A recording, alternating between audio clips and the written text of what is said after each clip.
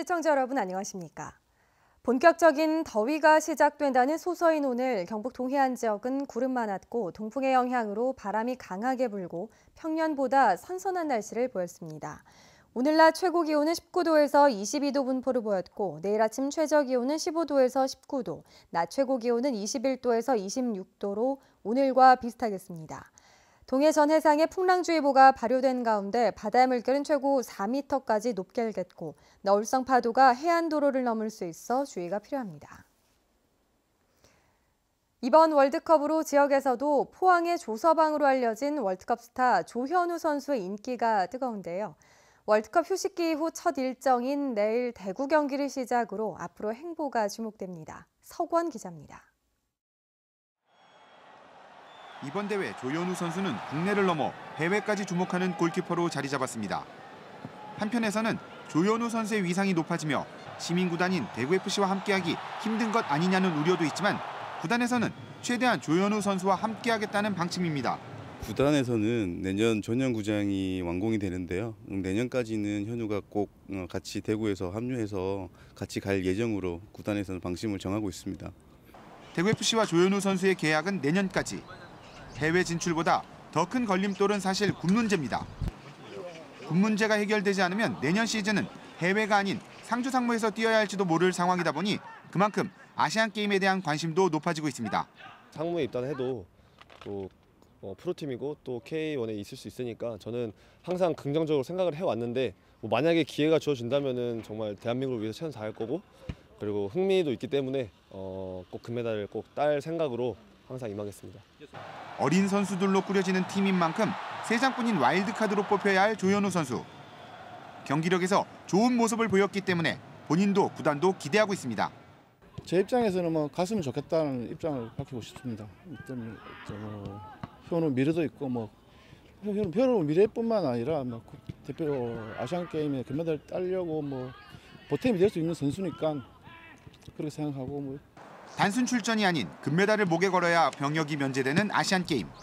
일단 대표팀 선발을 위해선 월드컵 무대에서 보여줬던 좋은 경기력을 이어가야 합니다.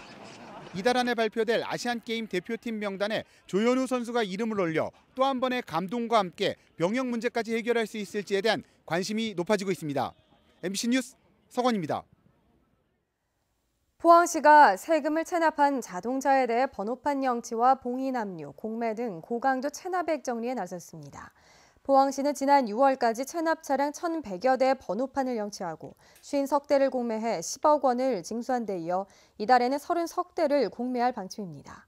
포항시의 2017년도 2월 체납액은 568억 원이며 이 가운데 자동차세나 각종 과태료 등 차량 관련 체납액은 44%인 251억 원에 달해 가택수색과 급여, 부동산 압류 등 고강도 징수 조치가 뒤따르고 있습니다.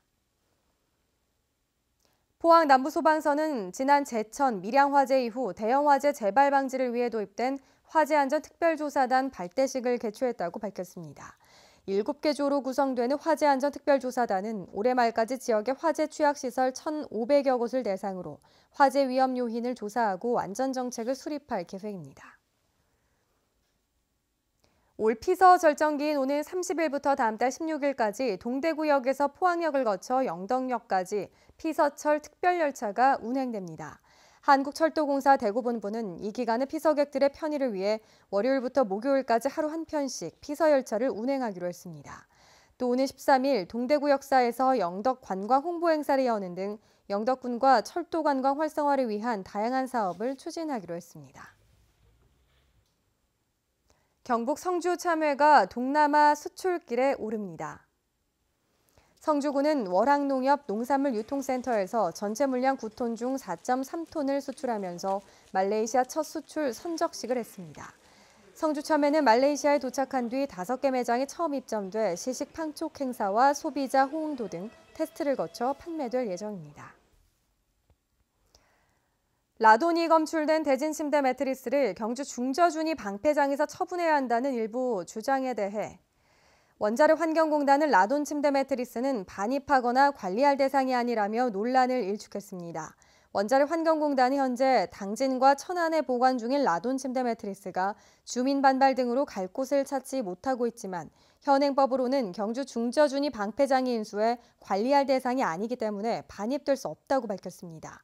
한편 라돈 침대 매트리스는 현재 3만 8천여 개가 수거돼 충남 천안에 있는 대진 침대 본사와 당진에 있는 임시 야적장에 보관되어 있습니다. 중소벤처기업부는 청년과 중장년이 협업하는 세대 융합형 창업팀을 모집합니다. 신청 대상은 만 39살 이하 청년과 만 40살 이상 중장년으로 구성된 창업 3년 이내 예비 창업기업이며 오는 25일부터 K-스타트업 홈페이지를 통해 신청할 수 있습니다. 선정된 융합 창업팀은 최대 1억 원의 시제품 개발비와 마케팅 등 사업비와 창업 공간을 무상으로 제공받고 우수 창업팀에게는 글로벌 진출 지원 등 최대 3천만 원의 후속 창업 자금까지 지원됩니다. 지금까지 포항에서 전해드렸습니다. 시청해주신 여러분 고맙습니다.